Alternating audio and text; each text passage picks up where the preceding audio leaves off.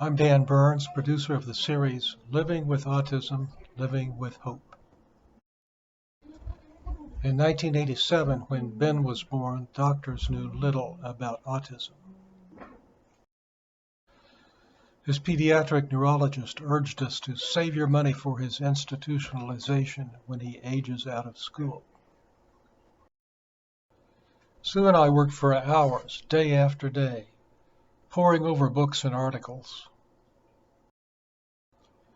Old impact printer paper spilling out of wastebaskets and drawers.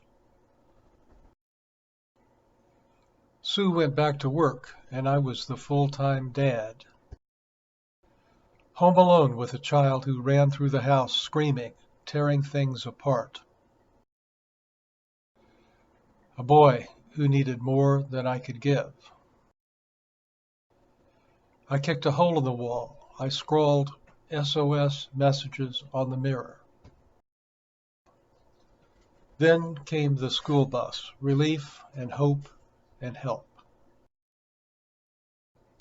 And a loving one-on-one aide who saw our son through elementary, junior high, and high school. We didn't think much about the time ahead when the school bus would stop coming. He'd be recovered by then, right? Then, at age 22, Ben aged out of school and came home. I co-founded a ranch for autistic teens and young adults. The ranch proved more challenging than anyone expected, and it closed. Ben came home again. The point is, most of our sons and daughters on the autism spectrum do come home. Then what? If you don't know anyone with autism, chances are you will. When Ben was a baby, the autism rate was 1 in 10,000.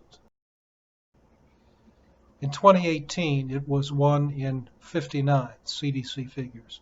It's increasing about 15% a year. Working with Dr. Carolyn Garver at the Autism Treatment Center in Dallas, and many parents, caregivers, and researchers, I'm producing this series, Living with Autism, for you. Because your children and grandchildren will be living with autism in their schools, their neighborhoods, and highly likely in their families.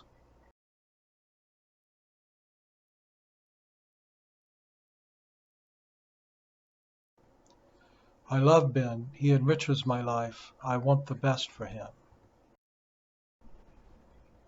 But something has changed for me, and it is this. I've learned that if you enter into a relationship with a lonely or suffering person, you may find that it is you who are being healed.